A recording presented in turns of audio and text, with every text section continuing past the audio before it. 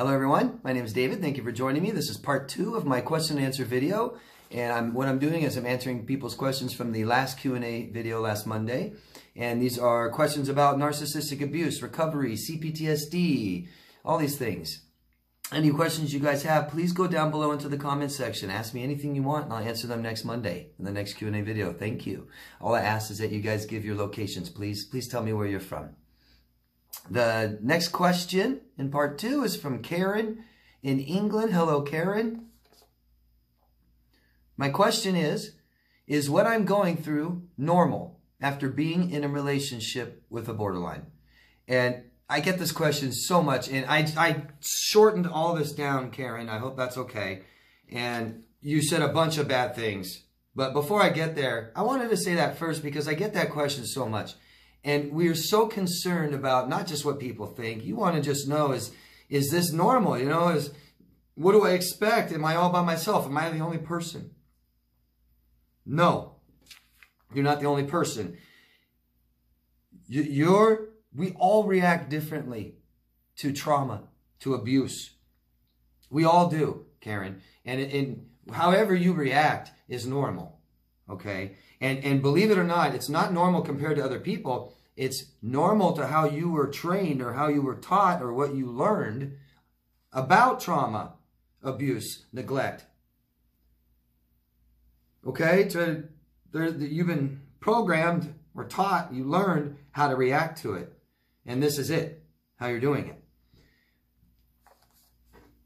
But just know that this is such an abnormal situation. And it's traumatic. It's trauma. It's traumatic. So don't be too concerned. Yes, how you're feeling is normal.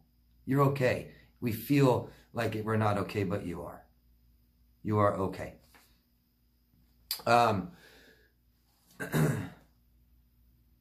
Will it end? And how do I make it end so I can be me again? So try to understand, why don't you feel like you? And that's how we can fix it.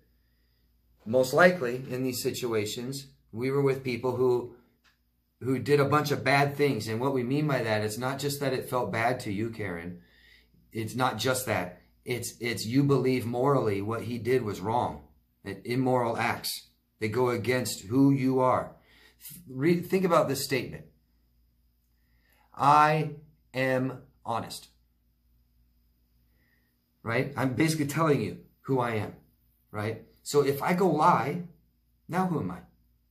I'll feel totally unstable. Because I say that honesty is important to me. That's who I am. Okay? So the same goes, Karen, if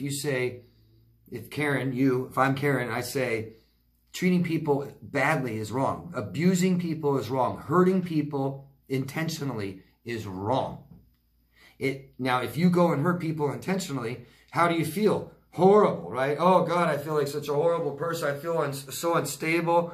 I don't even know who I am, right? That's not like me, okay? The same thing, Karen, is if people do it to you. It's the same thing. If you marry somebody who goes against your morals, same thing. You have friends who go against your morals, same thing. They don't have to just do it to you. Karen, if cheating is wrong and you believe that you are a loyal person, then you can't cheat and people can't cheat on you and your friends can't even cheat on their spouse.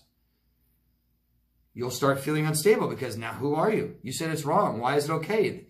Why is it wrong for you to do it firmly in the ground, planted, principle? But my friend does it, so I'll just move those out of the way. And then my other friend does, I'll move those out of the way. And then my spouse cheats on me. I'll move those. They're all gone now. You know? So that's why you may feel this way. So we need time. The reason it takes time is we got to start making choices again that best say who we are. To regain these morals. To say, I am honest. I am loyal. I like integrity and all these things that I believe are important to me. I need to start showing this because you just went against yourself. You just did yourself dirty, bad. Okay, Karen? So that's how you become you again. You said he was bad to you behind your back. You have an 18-week-old boy together. He doesn't care. He's never around. And then he stood you up. Start figuring out what's important to you, Karen. Being a mother, your child, okay? And hopefully not this person who doesn't care, who lies to you, who stands you up, who talks bad about you behind your back. That's abuse, okay? Good luck. Seriously, good luck. You don't need it because you just need to make the best choices. You need to make choices that show who Karen is. Find out what's important to you. Start making choices like that. Okay? Good luck. Anyways, thanks, Karen. The Blonde Artist in California. Hello, Blonde Artist. What is your opinion on how some codependents cannot accept compliments? Well, I could talk to you about, in codependent, I hate that term. Yeah, it's overused so much, and it's not even clinical term. Emotional dependency. Dependency in relationships where you emotionally depend on somebody else. That's that kind of person, right? Codependent. Why can somebody who totally depends on the other person, other people all the time, why can they not accept compliments very well? Well, I would look at the individual, right? Could be, because a lot of these kinds of people were brought up and raised by very narcissistic parents, emotionally abusive, neglectful parents, all right? And their attention and focus is always on everybody else. Everyone else, everyone else, everyone else.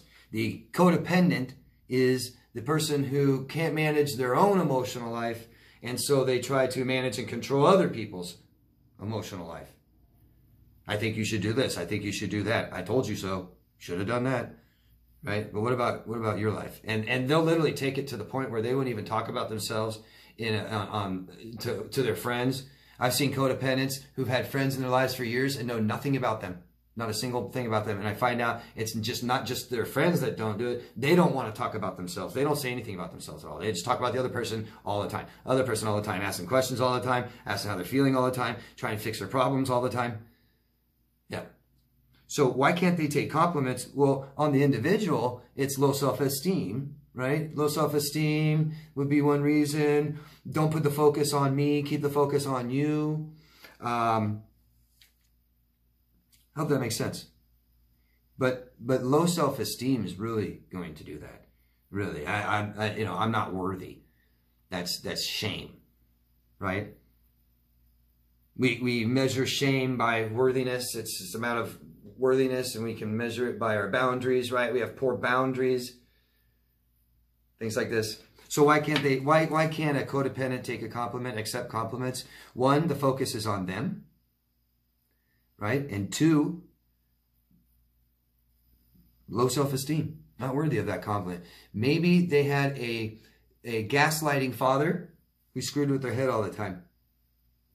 Maybe they had both parents or one parent told them they're an awful person their whole life.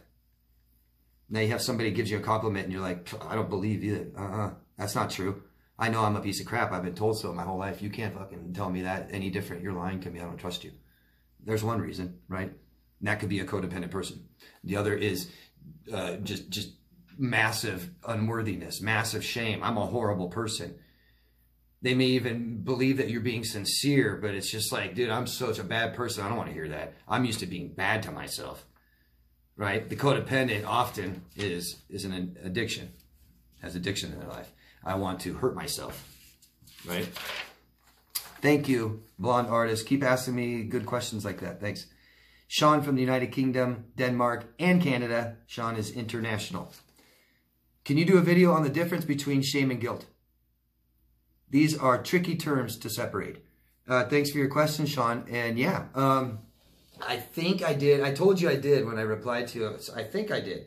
I think I made a video. I'm thinking about it now, and I'm starting to doubt myself. I think I did a video. I know I've talked about this many times. If you guys are interested, watch past Q&As. But I think I did a video on this, and you should be able to find it in my playlist, in a playlist called Healing CPTSD. You should be able to find that. But if not, I'm going to explain it right now. I like to use a little story. to explain the difference between shame and guilt, and I think it works really well. That's why I like to say it. Real simple, to keep it simple, and then I'll tell my story. The difference between shame and guilt is guilt, I did a bad thing. Shame, I'm a bad person. See that difference? Here's a story that'll tell the difference. Imagine a 10-year-old boy in his bedroom. And a father comes up into his bedroom, walks up to the boy and spanks him. Walks out of the bedroom. Didn't say a word. He can do that. Say he does that every day, whatever. All that boy knows is that he's bad because he doesn't know what he did, right? What'd I do? What'd I do? I must be a bad person. Let's say a different scenario. Father comes in, but before he spanks the boy, he tells him, son, you did a bad thing today. And it's wrong. And there's a punishment for this. And I'm going to have to punish you. I'm sorry. Spank, spank, spank. Now, I don't believe in spanking anyways, but just for the story purpose. Spank, spank, spank. Now, don't do that again. I don't want to spank you again. Go play. Bye-bye. Right? I mean, what a difference, right? Now, I know the father was nice to him and whatever. But the difference was that he explained it to him. He told the boy he did a bad thing. And guilt, doing a bad thing, you can apologize. You can do your punishment. You can just give it time. A real good way to get rid of guilt and shame is just have friends and good, strong relationships, healthy ones. That's a good way to get rid of this stuff. But that's just guilt. I did a bad thing. But the first time came in, didn't tell him shame. I'm a bad person. He didn't know what he did. And you guys have been treated so badly. You don't know why. So that's shame, right? You guys want closure. Don't know why they left you. Shame. Must be a bad person. If you don't know what you did wrong, then you just think you're wrong. If you don't have really high self-worth, you let the way people treat you determine your worth. I hope that explains the difference. Thank you, Sean, for asking. Shame, I'm a bad person. Guilt, I did something bad. Shame, I call shame, and I haven't heard this anywhere else. I don't know if other people say this, but I call shame a misunderstood pain. Shame hurts. It's a secret, and it's misunderstood. Once we understand it, and we talk about it, it feels better. Thanks. Nicole from Portland. Hello, Nicole. I was discarded by my narcissist ex about 10 times throughout the relationship. He told me to change, so I did and became emotionally crippled. There was love bombing. There was abuse. And then there was hope he would be the person in the beginning. And then there was the final discard. And then call the cops on you just for standing outside his house. Should I still expect a Hoover? Well, Nicole, if it bothers you, then I say yes. If it's concerning anybody, am I going to be hoovered? Am I going to be? Then fine, you're going to be. The problem with this is you guys have built this abuser up so big that it's just a major, major thing if he hoovers you. Because you feel weak, you feel vulnerable, you're angry, you're upset, you're scared, you have low self-worth, you want to know if he's going to come back because that means you're worth something. All these things going on. And all that focus is on them when it needs to stop as much as you can and start focusing on you, who you are, what you want, where you want to be. Because a simple knock on the door or phone call or email, who cares, right? Really. You don't care if anybody else does it. Why does it matter if they do it? Because they abused you, because you might be addicted, because we have low self-esteem, self-worth. We didn't get closure. We don't understand what really happened. We want them back, I think, but then I don't. I don't understand. So, right? So the question, just stick to the question. Should I expect a Hoover? Yes. When? Who cares? He's going to come back. He's going to knock. So figure out what you want, Nicole. Because I'm sure you don't really are sure, right? You don't want anything to do with him. You don't want him, then you don't need to do anything. If he knocks on the door, you don't answer it. If he calls on the phone, you don't answer it. If you happen to answer on an accident, you hear his voice, hello, hey, hang up. Okay? We don't have to be respectful and nice to our abuser. Okay? I know that respect is very important to us, but we also need respect for ourselves. And so someone that violates our boundaries and just shows up, who used to abuse us and broke up with us, or you broke up with them and said it's over, and they just show up, that's not okay. That doesn't deserve respect. See? So we demand respect from them. and show them that they're not allowed to do that to us. And so we don't react. We don't reply. We ignore it. We call the police, have a lawyer write them a letter, things like this. I'm serious. I'm serious. Violating boundaries is serious stuff, people. And I don't care if you're used to someone doing it all the time or whatever. It's serious, okay? People showing up at your house, even if you had a relationship, unannounced, when it's over, things like this, it's not okay, right? Sending a little message, if it didn't end that bad, and sending a message, hey, just wondering how you're doing, that's one thing. But you're scared to death of people coming by, and you just plan, right? Like Boy Scouts, be prepared. That's it. Just be prepared. And you start with, what do you want? Probably nothing. We aren't gonna revenge. We aren't gonna finally get closure because they're coming back and want sex with you again, or attention, or money. And then we're like, oh, finally we'll get closure. Or no. We got to start making the right choices, guys. And a Hoover is an opportunity to pick some of your self-worth back up. Put it up there. Oh, I ignored it. I ignored them. I don't need them. I don't want them. Opportunity. Take it. Seize it. Hope for it. I hope he does. I hope he comes back someday so I can tell him. So I can just ignore his ass. Yeah. Joanna from London. Hello, Joanna. Can you please tell me about steroid use versus narcissistic personality disorder? People with steroids, it affects their hormones and stuff like this, or behavior. So this can look similar to NPD or even BPD. Good question. So, I'm not a doctor. I want to make that very clear. I'm not a doctor of any kind. I'm just a life coach. And I'd still like to give my opinion because you guys are asking. Some of you out there value my opinion on things, so I still give it. My opinion on this is, can it look similar to narcissism? Well, the thing about being under the influence of drugs, a drug addict alone that's narcissistic to me, right? I think that's narcissistic. Selfish, doing drugs and hurt myself. What if you have people in your life that care about you? If I hurt myself, me. Oh, because I got hurt, because I feel bad, me. I mean, it is selfish. And taking drugs and steroids can look borderline-ish. Sure. So you're asking me, maybe you're asking me, can it look like it? I guess, sure. I'm not going to say no. I've even read, you don't tell you, I think in the DSM, there's a lot about this, about diagnosis, and doctors don't diagnose people, try not to, that are obvious drug addicts on drugs in their office. It's really hard to sit there and look at somebody that's cracked out on cocaine and be like, yeah, I think you have a personality disorder, even though they're just, doing all kinds of weird stuff. You don't know if it's the drugs or a personality disorder. But the problem with the personality disorders is they're so pervasive.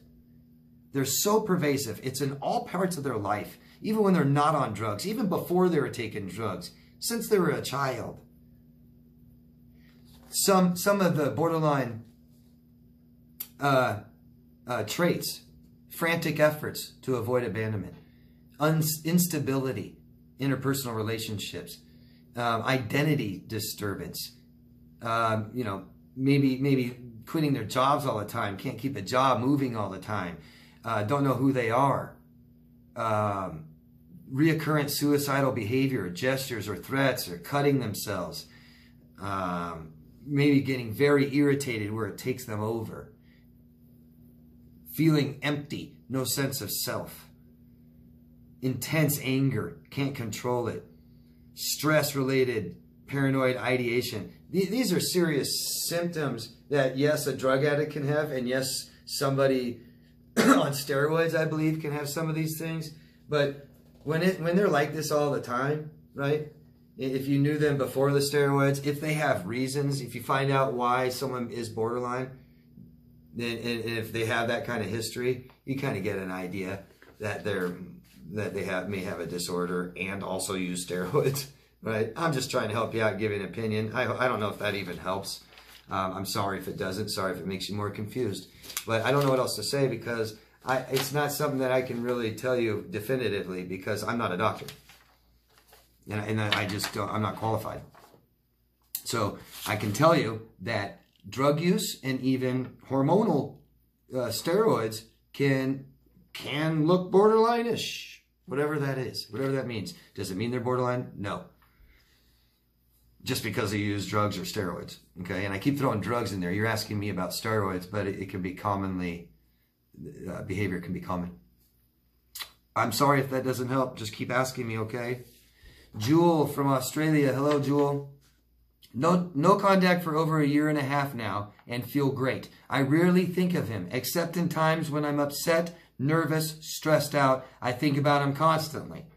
Well, then I guess you're not very upset, nervous, or stressed out that much, is what you're saying. Is this a trauma bond?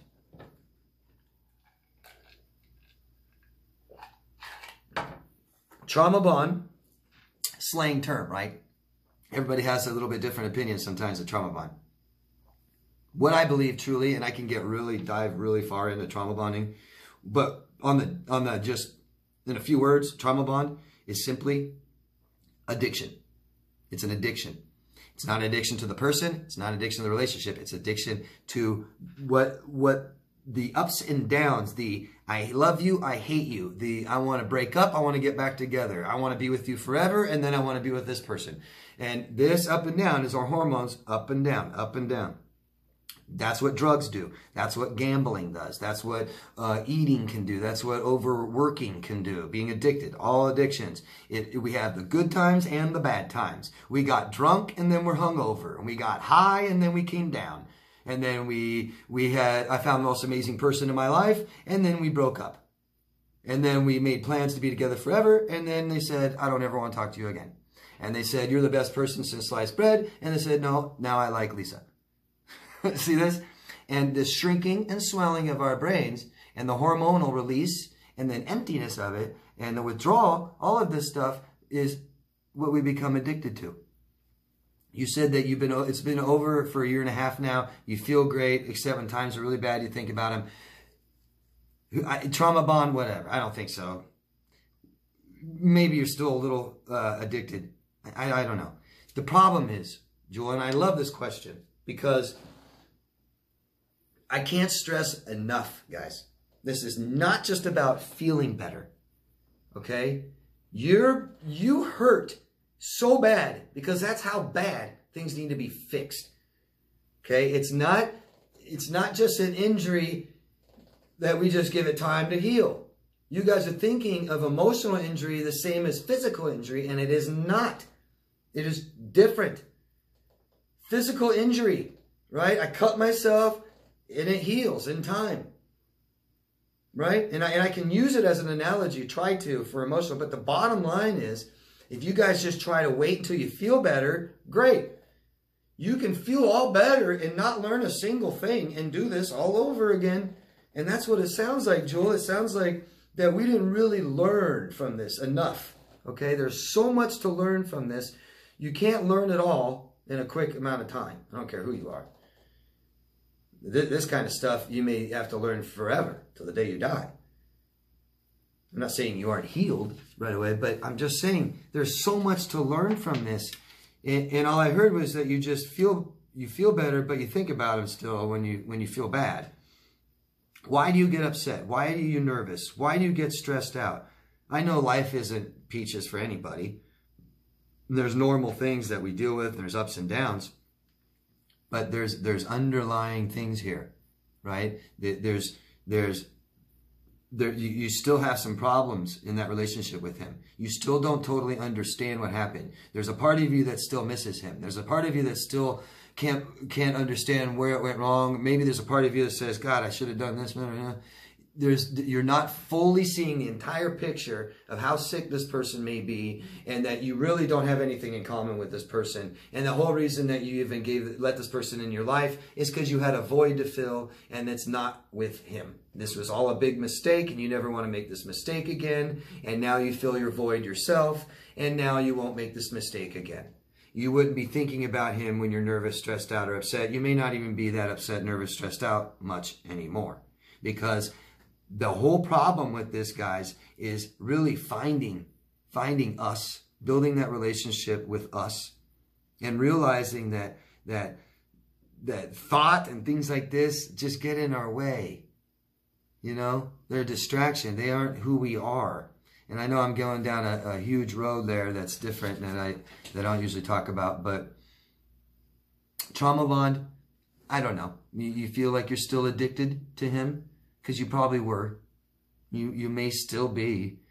But, you know, just think of it like an addict. If you go to AA, Alcoholics Anonymous, the dry drunk is what often people will call each other in AA. They're like, you're not doing the groundwork. You know, Alcoholics Anonymous has step work. I think 12-step. I think they have a 12-step program. And part of that program is I know it's, you know, making sure you go to your meetings, talking to your, I'm sorry, I don't know, your big brother or something, your, someone will correct me, I know, thank you. But it's doing the things that you're supposed to do, you know, but, or you can just not drink, right? There's a reason people have addictions. It's to cope with life, okay? And if you take away that coping mechanism, you still can't cope. So there are things to learn with how to cope with life. There's more to learn, Jewel. I promise you. No matter what, there's more to learn. There's more to learn. Obviously, I mean, you're asking me questions, and that's good. And keep asking them. But really, really step back from this relationship. Have a different perspective, if you can. With somebody else is the best way to do that. Talk about everything that happened. Understand it really well. And start realizing and finding out what's really important to you, right? And what you want in life. You know, you may not be happy where your life is going, right? If you had strong relationships and you're working towards success or you're finding success in life and things, you wouldn't be focusing on that, right? So I don't know if that helps. I hope it does. These are things, Jewel, that you can find great success with counselors, therapists, life coaches. Okay? Good luck. You're worth it. Find the help you need. Okay? We don't have to be sick. We don't have to be crazy.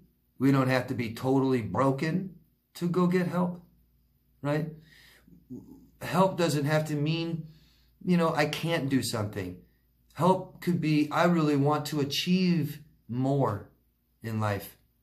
I want life to be even better. My life is fantastic, but can it be better? Why not? Trying to is one way to make it better. Thanks, guys. All of you, so much. You guys have given me great feedback. I hope we had a holiday here in America last week, and I hope it went well for everybody. I'm sorry if it did not. Okay, you have many, many more holidays coming up, many more years of it. Fix your life now so you can enjoy those now. Okay, for a lot of people, this was the first Thanksgiving, first holiday that you did enjoy simply because it was without your abuser. We've got a couple more holidays coming up, guys. Try to surround yourself with people that you care about, okay?